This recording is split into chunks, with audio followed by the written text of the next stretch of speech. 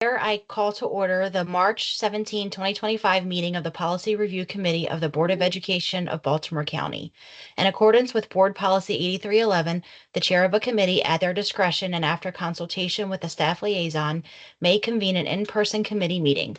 Otherwise, all committee meetings will be held electronically. Today's Policy Review Committee meeting is being held virtually and broadcasted through Microsoft Teams Live on the BCPS website. To conduct this meeting by virtual means, all voting items this afternoon will be done by a roll call vote. Board members will say their names before making and seconding a motion as applicable, as well as when requesting discussion on an agenda item.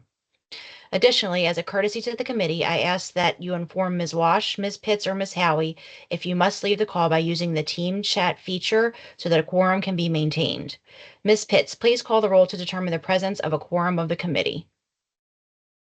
Sure. Ms. Frimpong? Ms. Harvey? Present.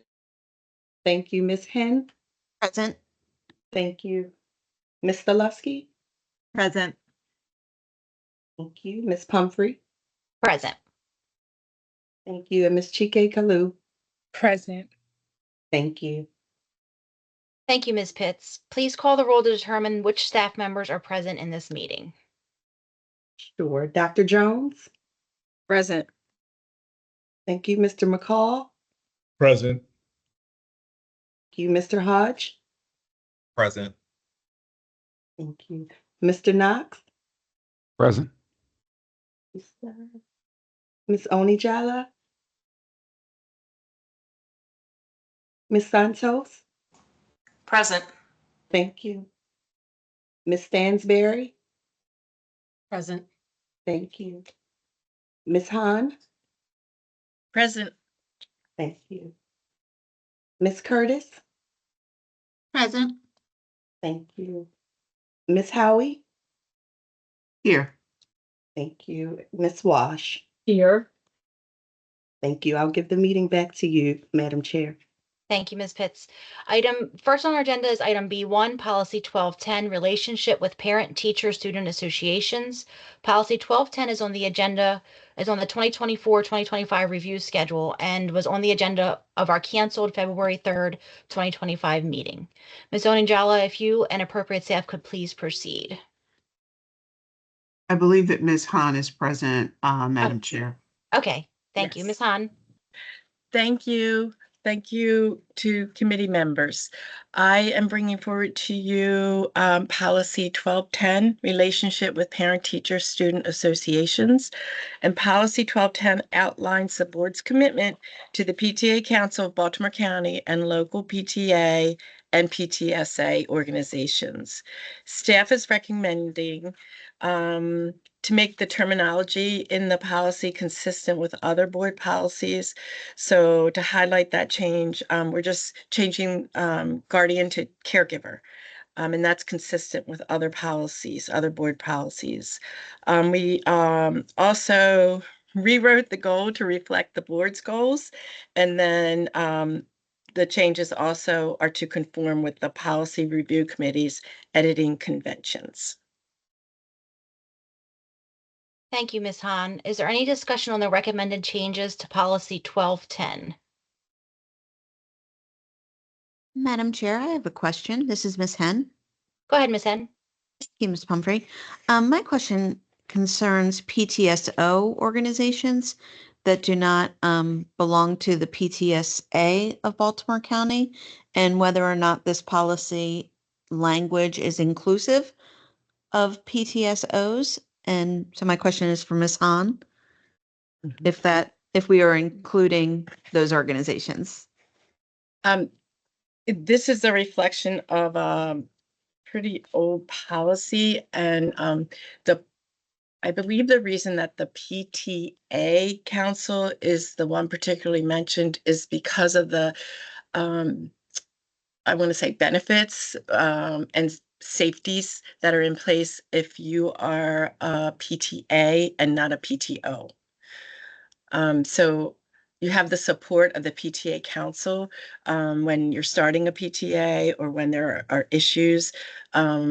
coming up within your PTA. The PTA Council offers trainings to new PTA leaders, and then there's an insurance aspect to it.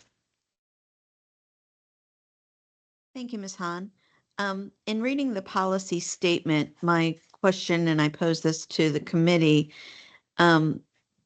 is if we are valuing our community involvement and we have some very active PTSO groups that parents are involved with, as well as PTSA groups as well, do we want this policy to evolve to include those groups? I guess I'm asking because I'd rather us have an inclusive policy that includes all parent and caregiver, family and community involvement, rather than exclude those groups as well. And I understand the benefits Ms. Hahn is mentioning, unless I'm missing something else in this policy and we are inclusive of those groups elsewhere. I don't know if we need to include those groups in this policy or not, but I did notice that that was an exclusion and would welcome feedback from the committee as to whether or not you think we need to include those. So I turn it back over to you, Madam Chair. Thank you, Ms. Hahn. You're welcome. Thank you, Ms. Hen. I do believe, and I may be incorrect about this. I'm looking at this policy and I'm not seeing it, but I do believe there's a policy that designates the PTA, PTSA as the official parent organization of Baltimore County Public Schools, which to me would be the reason why it may be it may be only mentioned in this particular policy, PTAs and not PTOs. Does that sound accurate?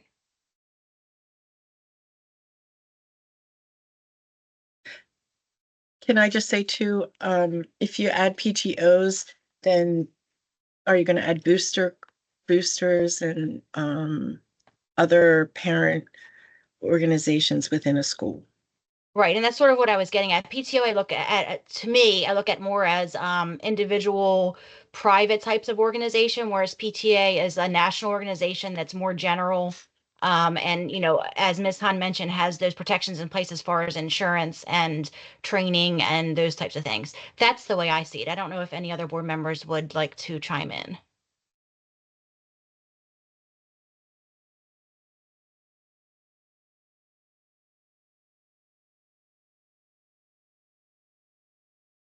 Okay, I'm not seeing any hands. Speak up if I missed you. So, Madam Chair, this is Ms. Hen. If no Sure. other board members have any thoughts, I understand the difference between the two. So I thank you both, you and Ms. Hahn, for clarifying that. In this policy in particular, the spirit of the policy, as I'm reading it, is to communicate the fact that the board values community and parent involvement and engagement, which is wonderful because we do. And again, I just want to reiterate that I would rather this policy be inclusive rather than exclusive. So if we do state elsewhere that the PTA is our official group, that's great, and I have no problem with that. However, in a policy that talks about valuing engagement, I think mentioning PTOs, Ms. Han's suggestion to include booster clubs, I think is fantastic. But to exclude, I would rather include rather than exclude groups if we are talking about this policy in particular, because it does mention engagement. And I'm thinking of some, particular school PTSO, or I'm sorry, PTOs rather, that are very engaged. And I want to recognize their involvement as well. If this policy talked about insurance or that PTA is our official group, that would be different. But given that it doesn't, and that the emphasis is on valuing that engagement, I believe it's important to value all of our parent and community members for their engagement rather than focus on one particular group. Not that we don't value our PTA. I don't want to be mistaken there. So thank you. Thank you, Ms. Hen.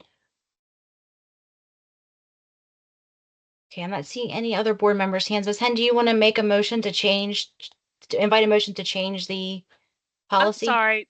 This is Oh. Mrs. Harvey. I Thank you, Ms. apologize. I Thank you could for not speaking up. find I didn't my see your hand. hand. That's No, I okay. can't find it. I I have the same apologize. problem. Okay. Please So move forward. please forgive my interruption. I just wanted a clarification. This policy is specifically I mean, it was adopted in 1969, but probably before we had such a variety of community organizations and engagement initially, and revised over the years.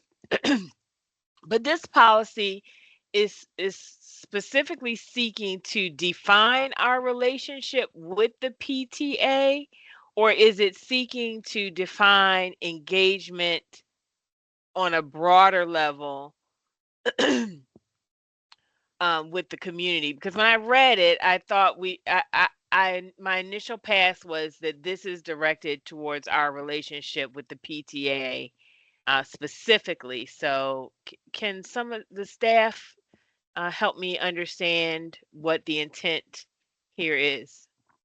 Thank you for that input, because that's the title of it, Relationship with Parent Teacher Student Association.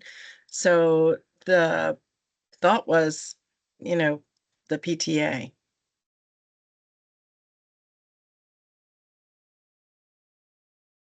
Um,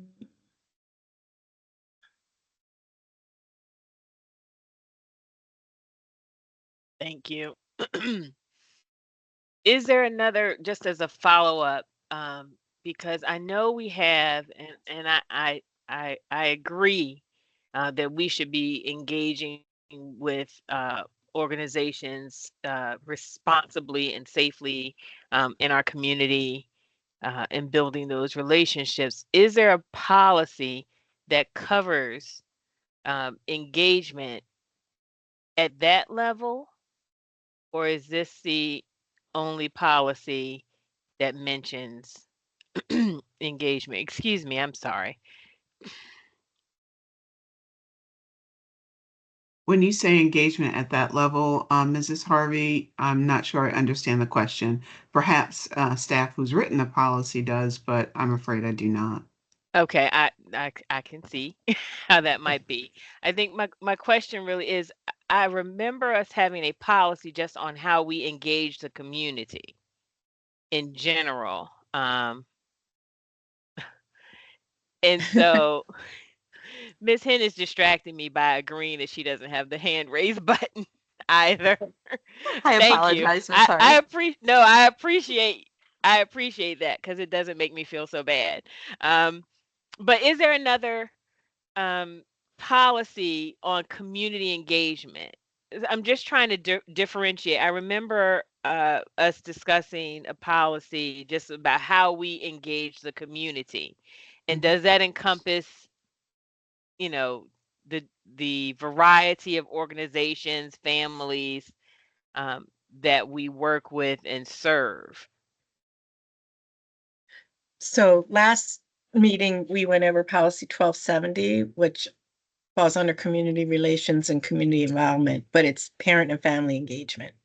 So that was the focus of that one. I can't speak of any other ones. I'm sorry. No, okay. No, thank you. I think that's the one I was thinking of. What Mm. was that policy number again, It's please? it's community relations, community involvement, parent and family engagement, and it's policy 1270. 1270. Thank you. Ms. Hen, did you have another comment? Yes, very briefly. Thank you, Madam Chair. And thank you to Ms. Hahn for pointing out the title of this policy, because I think it's very helpful. The title is generic in its nature, whereas the language of the policy is specific. And I think that could be very helpful in guiding board members in our understanding of the intent of the policy. If we look to the title, relationship with parent, teacher, and then in parentheses, student associations, I believe that is encompassing and an inclusive title in that it's not limiting to the PTA specifically. So if if that originated in 1969, then that was a very forward-looking authorship of that title, because it is inclusive of other groups. So I really like that title for that reason.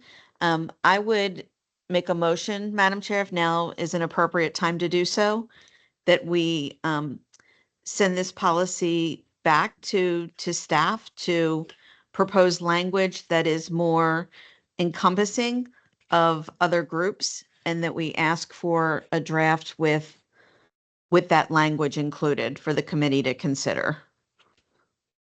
Thank you, Ms. Hen. Would you mind stating that in the chat so that I can have the language for the motion? Not at all. I'll go ahead and put that in the chat. Thank you. Thank you.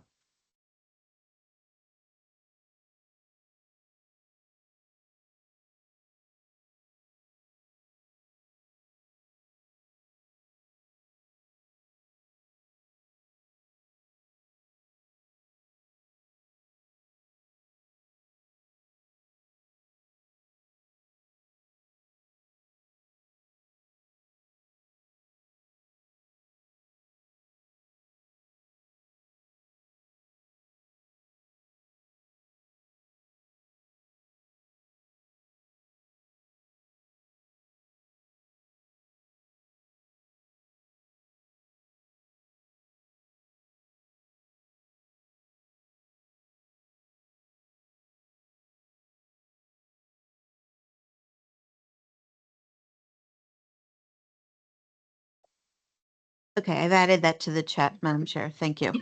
Thank you, Ms. Hen. Ms. Hen states she moves that policy 1210 be referred back to staff to add names of other relevant parent, teacher, student organizations.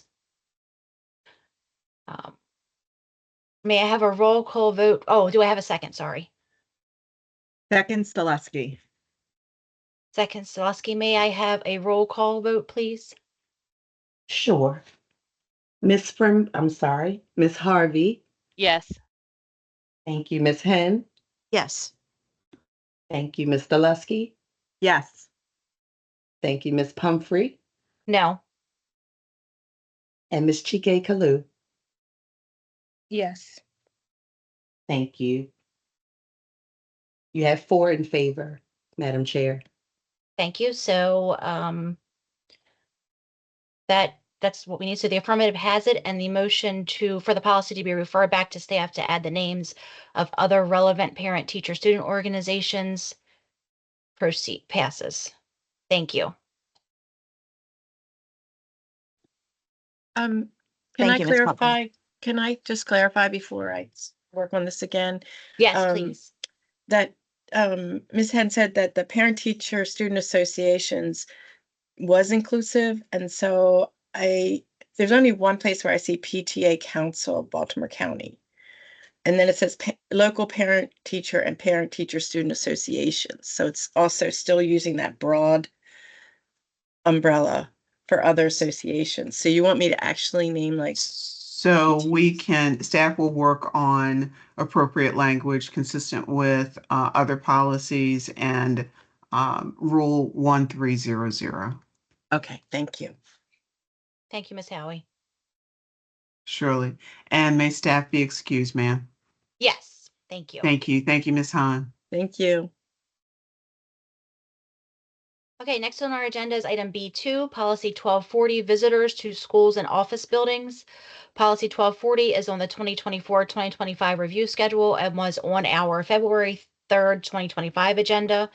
Dr. Jones, if you and the appropriate staff could please proceed. Thank you. Thank you, Ms. Pumphrey and members of the board, and of course, staff who work with us very closely in the Office of Law.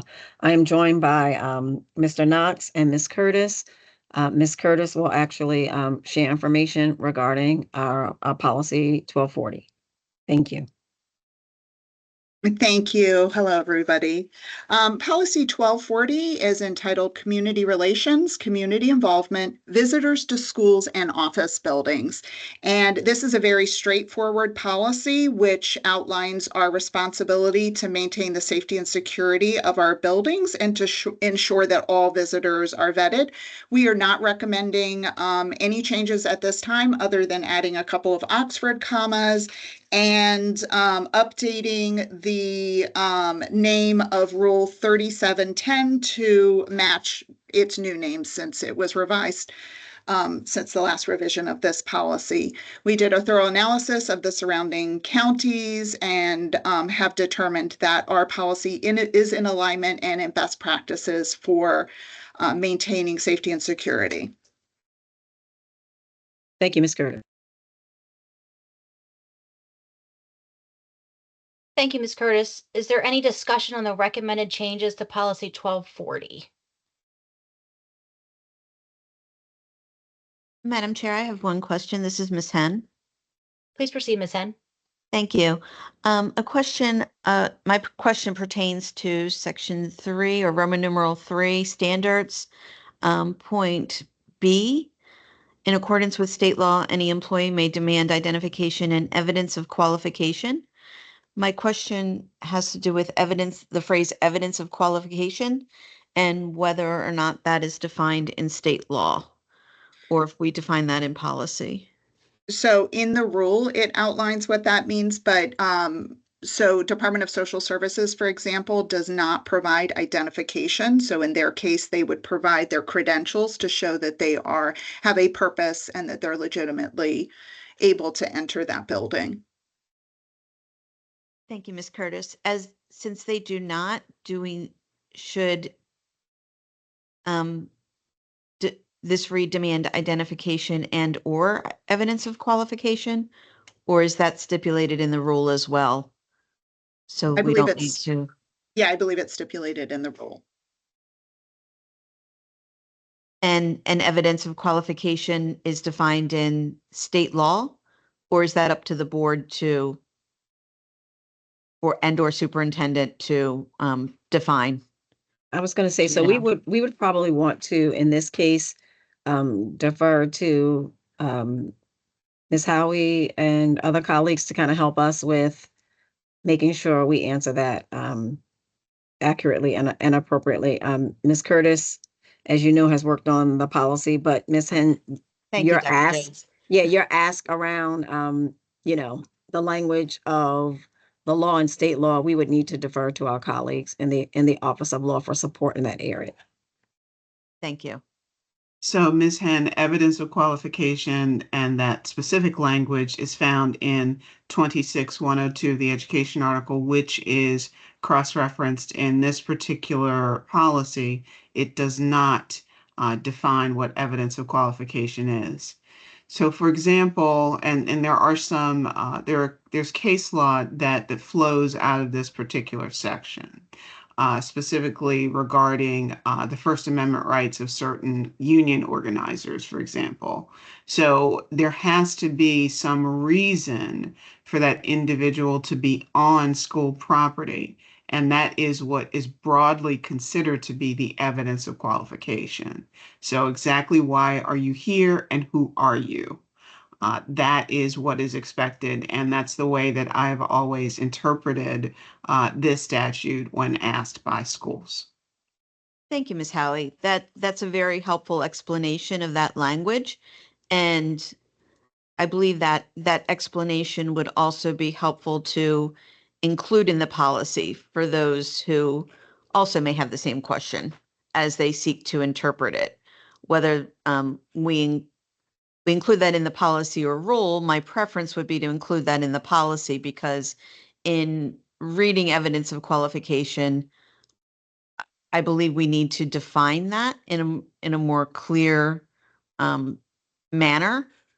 So I really like how you would just explain that. I think that language would be helpful in the policy, but I'd like to hear what my colleagues have to say about that. But thank you for that explanation.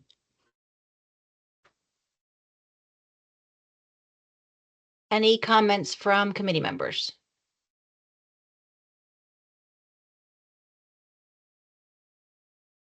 Just waiting because I can't see hands. This is Ms. Harvey. I just have a clarification. Sure. Did we say that the evidence of qualification is defined in the rule, which would be implemented by the superintendent's office? Did we say that, or by the system? I believe that is what staff indicated. So while I understand that there is a desire to have more granular definitions in policy, given that there are not more granular definitions in the statute, I would hesitate to want to either seem to expand or contract what is already in state law. And again, it would depend on that particular individual circumstances. Someone who purports to be a parent, for example, and we've had this more often recently, an individual who brings a DNA test and indicates that they have a right to be on school property because they're someone's parent. That could be considered evidence of qualification, but basically it's someone proving that they have lawful business to be on school grounds. And given that, again, there's no definition in state law, and you do have at least one federal district court case that talks about union official not having lawful business or having lawful business, I think that the broader gives school staff and the Office of School Safety more latitude as opposed to less. Ms. Henn, do you have another comment? Yes, thank you, Ms. Pumphrey. I checked Rule 1240, and we do not define evidence of qualification in the rule. That term is not used, while the qualifications themselves are discussed in detail with the implementation of the rule. That phrase does not appear in the rule. So I would like to reiterate that I do believe it would be helpful to define what that means in the policy and for it to be in policy so that it's consistently applied in the rule. So following discussion, I'd like to make a motion, and Ms. Howie, if there's language that you would recommend inserting that based on what your explanation, that would be very helpful. Ms. Howie, I have a question or clarifying question, a follow-up question. So you mentioned this, the state law. Would that be the reasoning why this is not more defined in the rule or the policy? Is that what I was hearing? What you were hearing is that we copied directly and placed directly in policy what is in state law. So, and that is not unusual, so that it is clear, because not everyone has access to the annotated code, so that it's clear that we're following state law. Thank you, Ms. Howie. Do we have any other comments from committee members before we proceed with Ms. Henn's motion? And Ms. Henn, would you mind putting your motion in the chat in the meantime, please? Not at all, Ms. Pumphrey. If Ms. Howie could assist by providing language for that phrase, that would be helpful in formulating my motion. So, Ms. Henn, I don't know that I trust my own thought process to give you exactly the language that would satisfy at this point, because I would want to make sure that it is still broad enough to encompass a number of situations. So I do not feel skilled enough to provide to you language right now. Okay, would your recommendation then be to return this policy for that language? If the And- committee believes that there needs to be a more granular definition or a definition at all, then yes, I believe it makes sense to spend the time so that it is done in a way that the definition is clear to those who are reading it, and something that is acceptable, obviously, to the board and committee and board. And it seems that Mr. Knox has his hand raised, Madam Chair. Mr. Knox, please proceed. Good afternoon, Madam Chair and committee members. While I understand what Ms. Henn is indicating with her request for evidence of qualification, that would really hinder us when we try to assist community members, as Ms. Howie indicated, to allow them to give alternative ways to identify themselves, i.e. CPS, police officers, community members. Some members don't have Maryland state IDs. Some don't have IDs at all. So I would say that to define it would really compartmentalize us into a situation where we would be somewhat labored in trying to assist and identify each person that has a right to enter our schools per the Board of Education, the superintendent, but also has a right to identify to ensure that all students, staff, and stakeholders are safe while they're inside of our buildings. Thank you, Mr. Knox. Madam Chair, may I ask a follow-up question Sure, please proceed, Ms. Henn. to Mr. Knox and Ms. Howie? In looking at the rule, there is the phrase "reason for the visit" that appears to be a substitution for evidence of qualification. And I'm wondering if including that language in parentheses following evidence of qualification would be acceptable to staff. It meets the goal that I have in my mind as clarifying language to this policy in helping to explain evidence of qualification, if that is accurate and meets the needs of staff. I understand it may not fit 100% of the cases where evidence of qualification would be applied. However, I think for the average reader, it would add clarity where clarity is needed.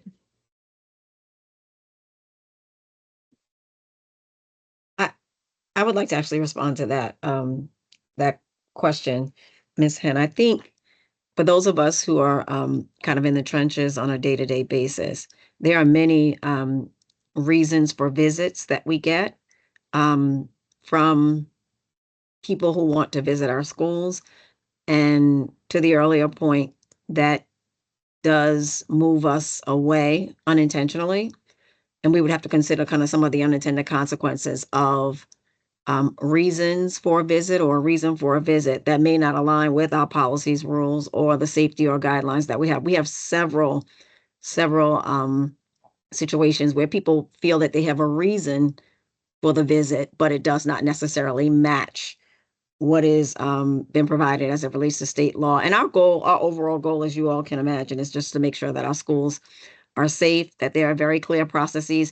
And this evidence of qualification may not be layman's terms, if you will, but it has carried us and will continue to carry us to a space where we're able to uphold state law and then make sure that our schools are safe. So that would be my only apprehension for trying to kind of put something parenthetically in addition to what is here, because reason for school or reason for the visit is something that unfortunately is so wide open that it could lend itself to compromising the safety of students and staff in our schools.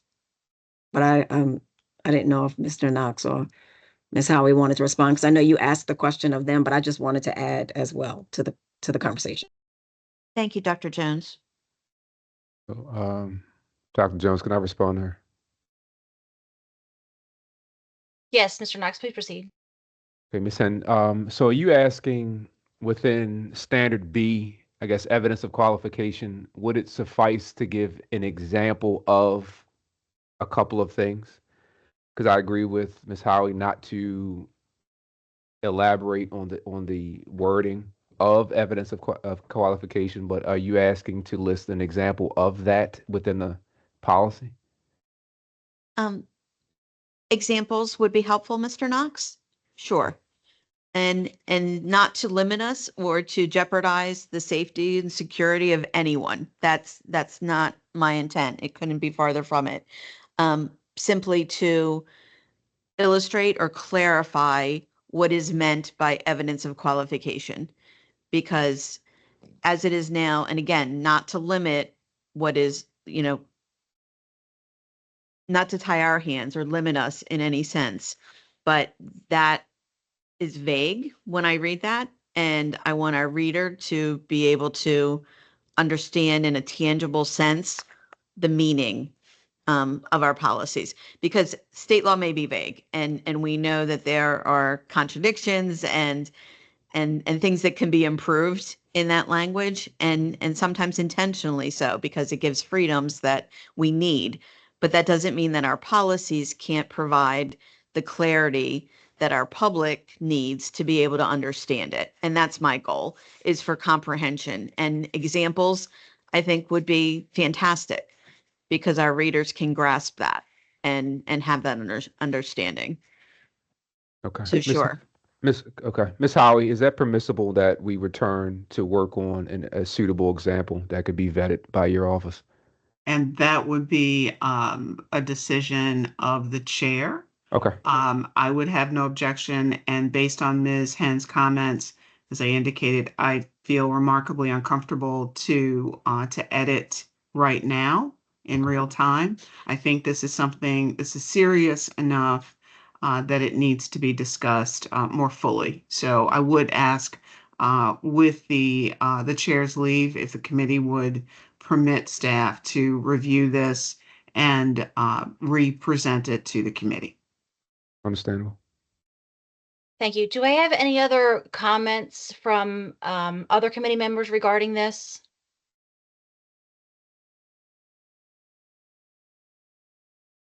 Whether or not we should return this? Hi, Board Chair Pumphrey. I couldn't find the hand raise feature either, but just to clarify, if this was sent back to committee, this would not be to add any additional granular language about evidence of qualification, but rather to just have staff review it to add specific examples of what evidence of qualification entails. So we're not adding more specifics to a general governance policy. Thank you, Ms. Chigikulu, for the question. I think you make a valid point, which is why I asked for additional comments. I think that, Ms. Howie, correct me if I'm wrong, I think that would be something that we need to decide as a committee as far as how we want staff to move forward. Is that correct, Ms. Howie? Yes, ma'am, we would need your direction. So we need to be clear about that. And Yes, what I'm hearing is I'm not sure that Ms. Henn and Ms. Chigikulu are in exact agreement. Do we have comments from other committee So, members? if I may, Yes. Madam Chair, Yes. in both 26102 and in our policy, the evidence of qualification is together with identification.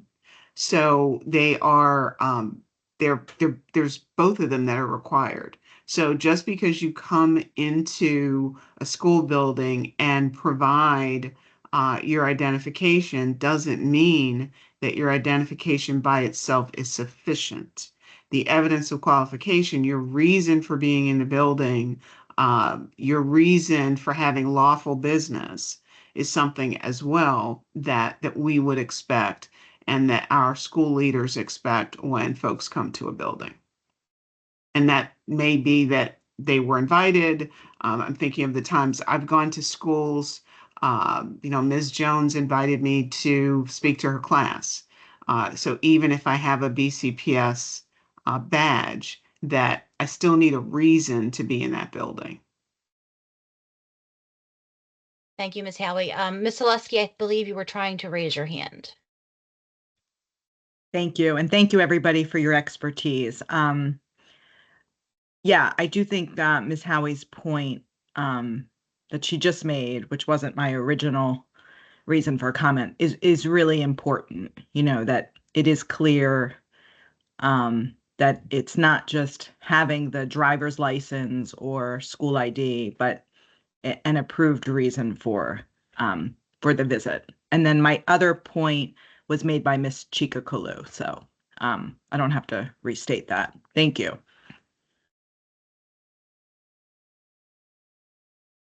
Okay, so at this point, I think we need to decide whether we're going to send this back to be reviewed, and if so, in what detail? So are we going to refrain from the granular definitions or and add examples? My thought is, when I think of examples, I think that as being more rule oriented than policy oriented. That's my thought. And I do believe that we need to keep it more general here. And I do think that what we need covered is covered in the statute. But I am open to any additional comments from committee members, and then we can proceed with a motion to either move forward as recommended by staff and go from there. Madam Chair, this is Ms. Hen. I put a motion in the chat. You may have missed it. Oh, I see it. Thank you. Thank you. Ms. Chikakulu, do you have a comment before we proceed on the motion? Yes, I was just wondering, could the specificity that we're looking for kind of be just integrated into the superintendent role, since that's kind of the essence of the rule versus policy, just so we can maintain the generality and then that general nature of the policy for safety and for fulfillment, so we're not kind of micromanaging what what it looks like on the school level. So I think how I'm looking at it, if we're looking for specificity for evidence of qualification and for identification, could that be integrated within the superintendent's rules, just so that way we're not leading down a possibly dangerous path of limiting the scope of what schools can do? Ms. Harvard, do you have a comment? Yes, just quickly, you said much of what I was going to say. So my comment is I agree with the chair's comments regarding the status of this policy. Okay, thank you, Ms. Harvey. So at this point, we'll move forward on Ms. Hen's policy that 1240 be returned to staff to add examples of evidence of qualification. Excuse Madam me. Chair, excuse Yes, me. Ms. Hen. I had a comment before I make this motion, if I may. Sure. Thank you.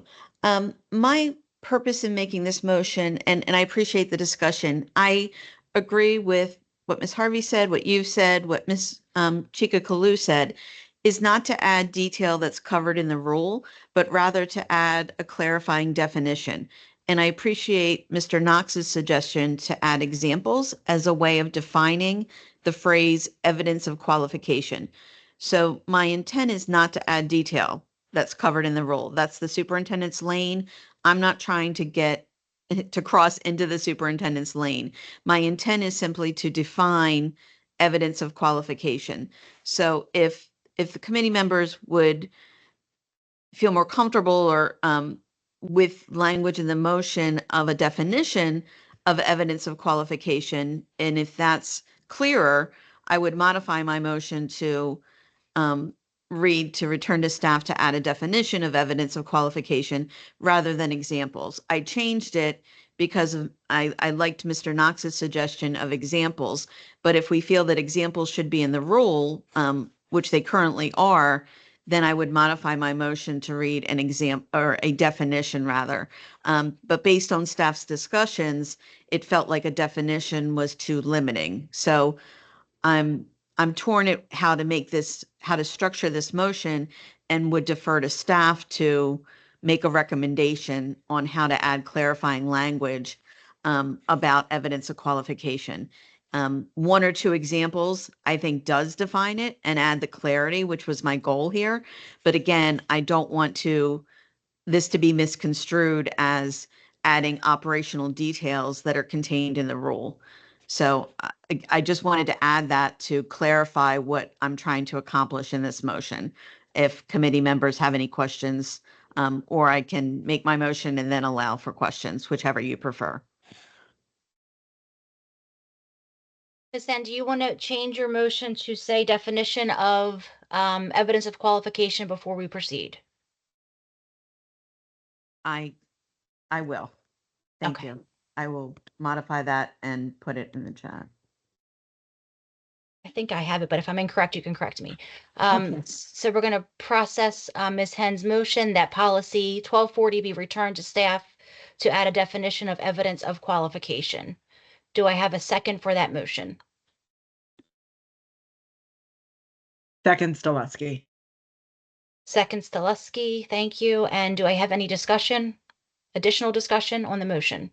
This is Ms. Harvey. I just want to be clear that, and Ms. Howie can answer this, that the language currently in the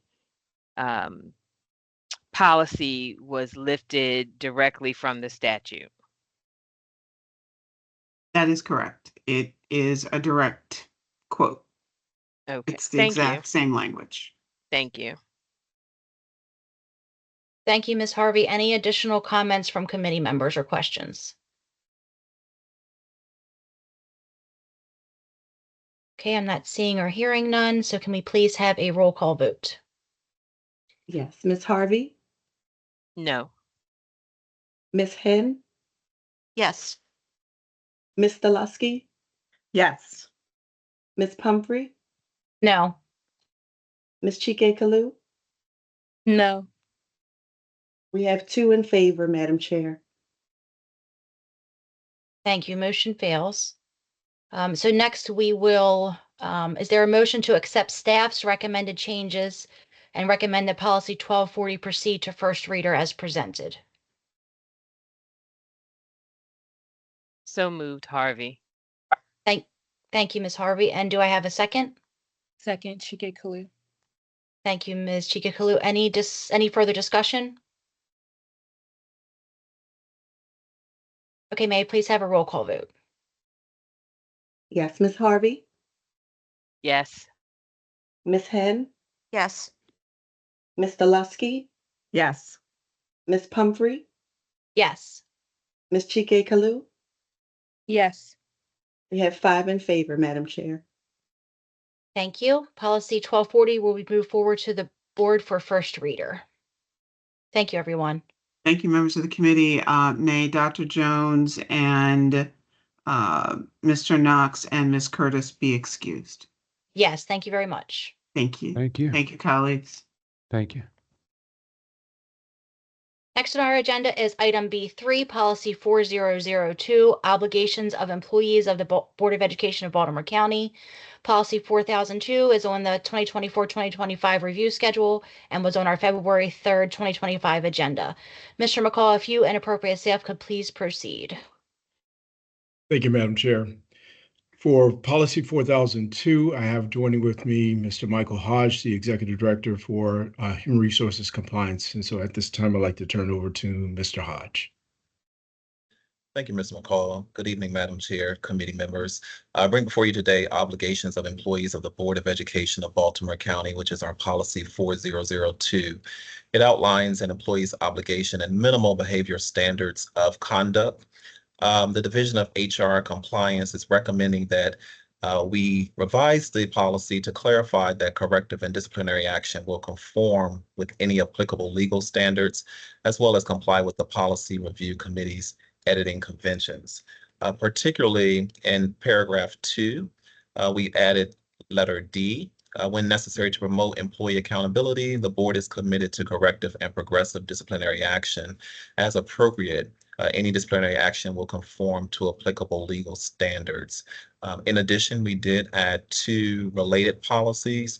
That is our policy 0300, which is equal employment opportunity, and 0500, which is workplace bullying. Throughout this process, we did have an opportunity to review other local school systems and their related policies as well. I'll turn it over for any questions.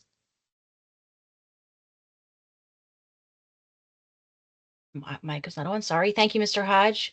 Do we have any comments or questions from committee members?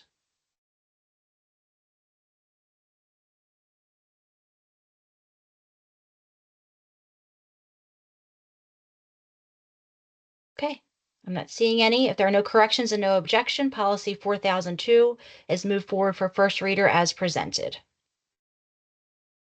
Thank you, members of the committee. May Mr. Hodge and Mr. McCall be excused. Yes, thank you. Thank you, colleagues. Next on our agenda is item B4, policy 4010, nepotism. Policy 4010 is on the 2024-2025 review schedule and was also on our February meeting agenda. Mr. McCall, if you and appropriate staff could please proceed. Thank you, Madam Chair. For policy 4010, I have joining with me Ms. Susan Stansberry, the Director of Staffing. And at this time, I'd like to turn it over to Ms. Stansberry. Thank you. Madam Chair, committee members, I bring to you tonight Board of Education Policy 4010, nepotism. Policy 4010 outlines the school system standards for avoiding conflicts of interest and favoritism in the hiring, discipline, retention, evaluation, promotion, and/or discipline of family members. The Department of Staffing and Licensure is recommending that the policy be revised to, 1, add a language to provide clarity about the policy's application, and 2, conform with the Policy Review Committee's editing conventions. The policy presented for the committee's consideration contains the following revisions. Section 3, Standards, Paragraph C, the following language was added to ensure there's no favoritism or conflict of interest. This policy applies to all current employees and candidates for employment, whether full or part-time, temporary or regular. Inserted the Oxford comma where indicated in conformity with the Policy Review Committee's editing conventions. Are there questions? Again, I forgot to unmute. Thank you, Ms. Stansberry. Are there any is there any discussion on the recommended changes to policy 4010?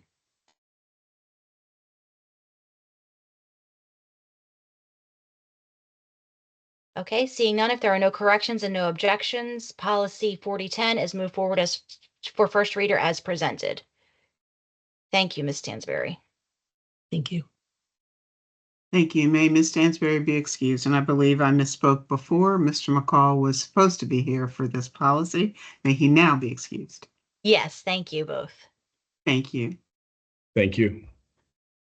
Next on our agenda is item B5, policy 6307, patriotic exercises. Policy 6307 is on the 2024-2025 review schedule. Dr. Jones, if you and appropriate staff could please proceed. Good evening again, members of the Policy Review Committee. I'm joined by Ms. Santos, who will take over at this point and share information regarding Policy 6307. Ms. Santos? Thank you, Dr. Jones. Good evening, Madam Chair and members of the board. I'm here regarding Policy 6307, patriotic exercises as required by Policy 8130. Based on a review of other LEA's policies and with input from stakeholders, the only recommendation that was made was in Section 2, Paragraph C, and that was to remove the phrase "of classes" to indicate that each classroom should be able to have a program at the beginning of the day rather than specifying that the program should be done when classes begin.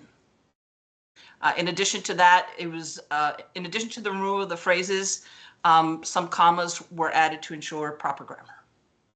Those were the only changes made. Thank you, Ms. Santos. Thank you, Ms. Santos. Is there any discussion on the recommended changes to policy 6307?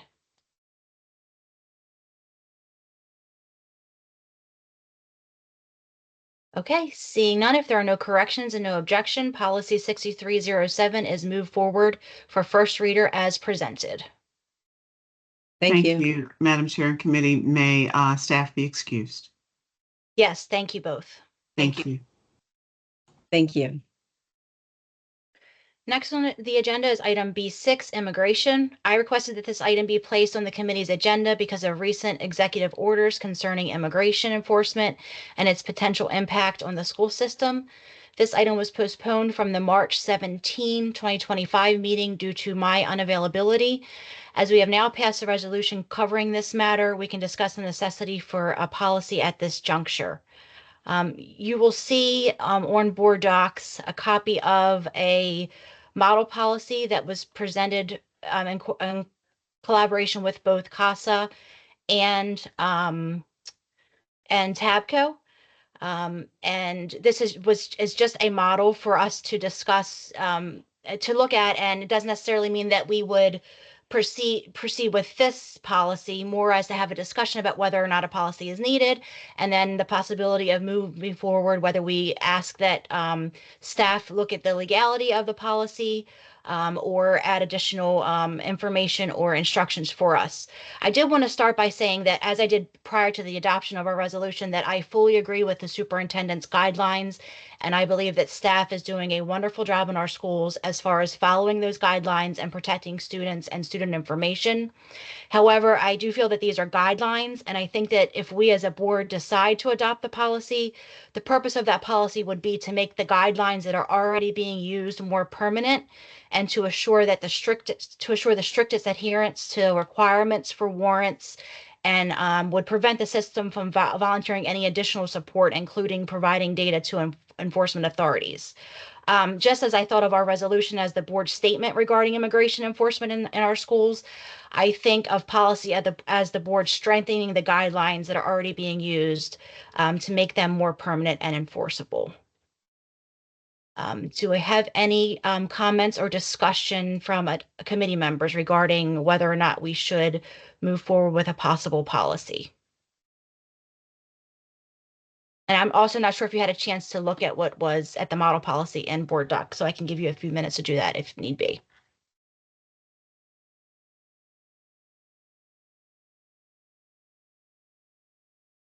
Madam Chair, this is Mrs. Harvey.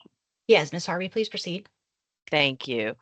So I'm not, I feel like the resolution was a definitive statement on the board's position regarding the rights of immigrant students.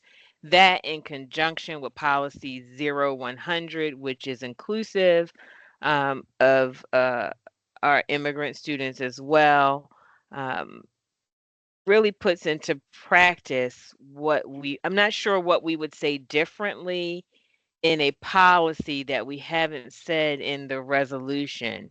The resolution directs the superintendent to, provide us with training, communication to support the schools and students, and the operational kind of guide. I'm not sure if it's guidance, but the operating procedure that the system has been put in place, I think sufficiently addresses how we would want the safety of all of our students to be taken into consideration, particularly around this situation. So I'm not sure what a policy would say differently from the resolution, and I'm glad to hear that the policy that Tabco and CASA did is kind of like an example, because I was concerned about if there were some legal issues with the language that was in that. So I believe the resolution speaks for itself and has weight behind it. I'm not sure that a policy on top of the resolution is necessary.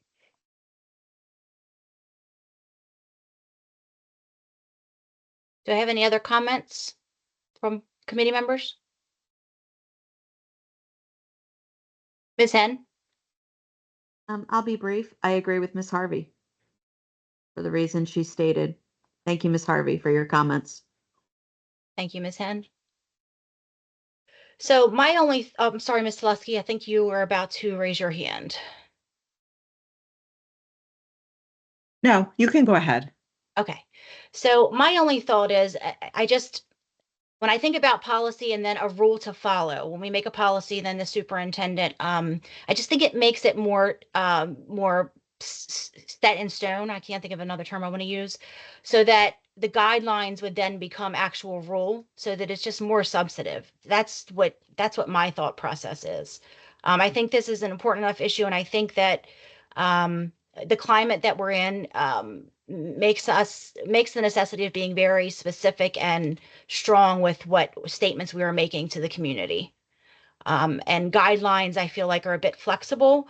I'm not saying that anything differently needs to be done. I just feel like a policy and a rule would make that more substantive and, in what we're trying to say and put out to the community, and not as easily changed.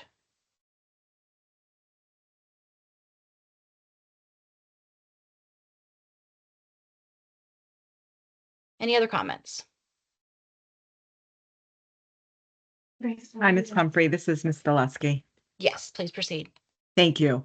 I absolutely see where you're coming from, and I also understand where Ms. Henn and Ms. Harvey are coming from. I wonder if we should perhaps pause and bring this up at our next policy review committee. That would just give us some time to see how the resolution is being received by the community. Of course, I think it is very important that we are receptive to the needs of the community. And that would just give us that time to assess that.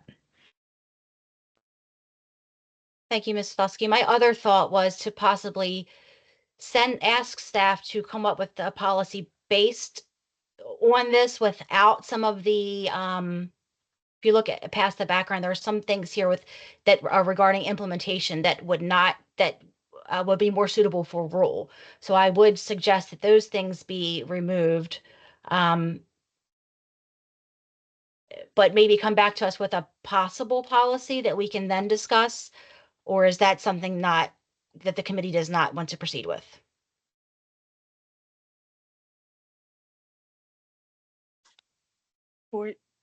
Chair Pumphrey, I wanted to have my hand raised. Okay. I would say I kind of agree with what you're looking to do with this policy, just to ensure consistency and outlining the specific mandatory procedures. And I guess just to remove ambiguity and create accountability so that way it is consistent. And like you said, it's not just guidance, because I think we have all of the pieces there that are necessary. I think if I'm understanding what you're seeking to do with this immigration policy, is just kind of put those pieces together. So A and B are kind of paired together and everything isn't as compartmentalized. And so if that's the case, I would agree with moving forward with staff writing a more governance-based policy related to immigration so we can direct the superintendent as she has thus far.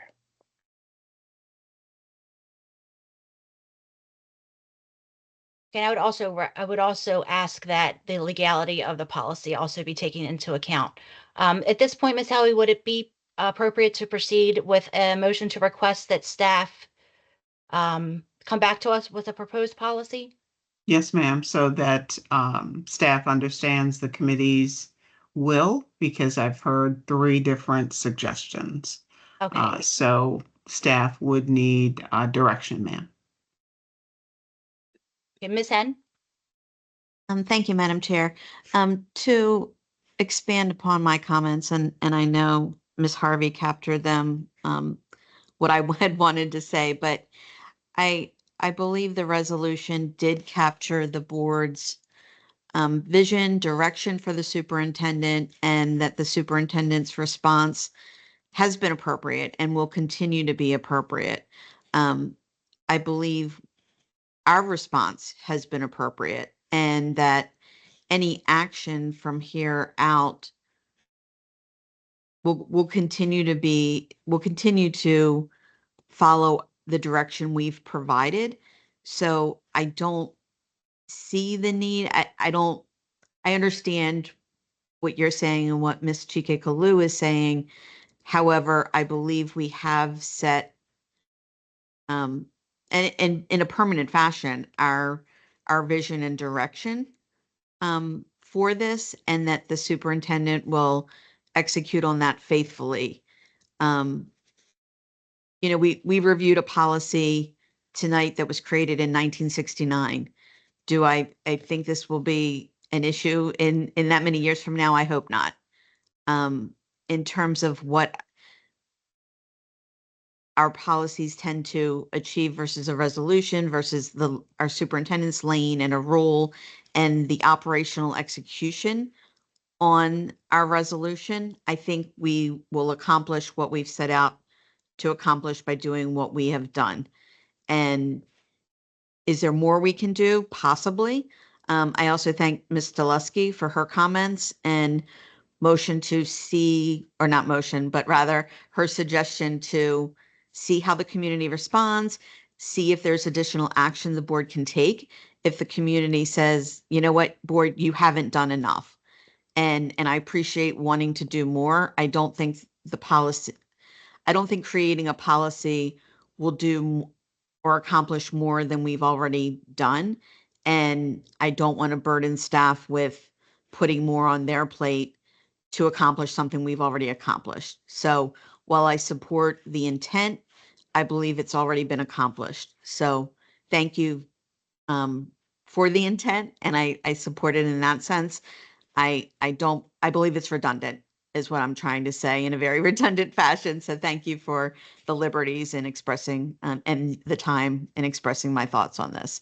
So I won't be supporting the motion to create a policy, not for the intent of it.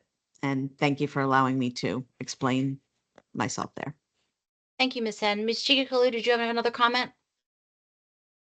Yes, so I just wanted to thank Board Member Hen for her perspective. And so I do absolutely agree that the resolution has firmly established the board's vision and direction. And I do appreciate our superintendent's commitment to executing it. However, I personally look at the policy as just an opportunity to kind of reinforce and formalize that commitment within the government framework, because while the resolution expresses intent and it provides direction, I think the policy can create just clear, enforceable standards that are ensuring consistency, regardless of leadership changes or shifting circumstances. So I don't think it's about questioning whether the superintendent will act in alignment with their values, because I think that has been evident. I just think this is about ensuring that like future administration, staff, and just stakeholders in Baltimore County kind of have a concrete, structured policy to follow, rather than relying on interpretation or like past precedent.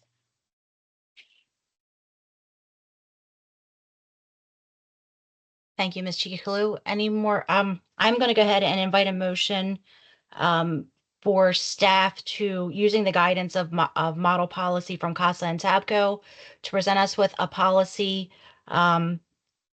staying in our governance format regarding immigration to be presented at a future policy review committee for consideration. Do I have a second? Second, Chikakalu. Thank you, Ms. Chikakalu. Any additional discussion? May I have a roll call vote, please? Sure. Ms. Harvey? No. Ms. Hen? No. Ms. Delusky? No. Ms. Pumphrey? Yes. Ms. Chikakalu? Yes. We have 2 in favor, Madam Chair. Thank you. Motion fails. Thank you all for the in-depth discussion. I appreciate it. Next on our agenda is, let's see, item policy 6304, commemorations and observances. Policy 6304 was reviewed by the committee at our March 17, 2025 meeting and was moved to the full board without recommendation. Staff have asked to present an update on the policy's status. Ms. Howie, if you could please proceed. Thank you, Ms. Pumphrey and members of the committee. As Ms. Pumphrey stated, this policy was reviewed at the last PRC meeting on March 17th concerning commemorations and observances. The superintendent directed staff to review this policy again, and as a result of her direction and her explicit direction, the policy that will be presented for first reader on the 20th of May now includes D-Day, Pearl Harbor Day, and Patriot Day.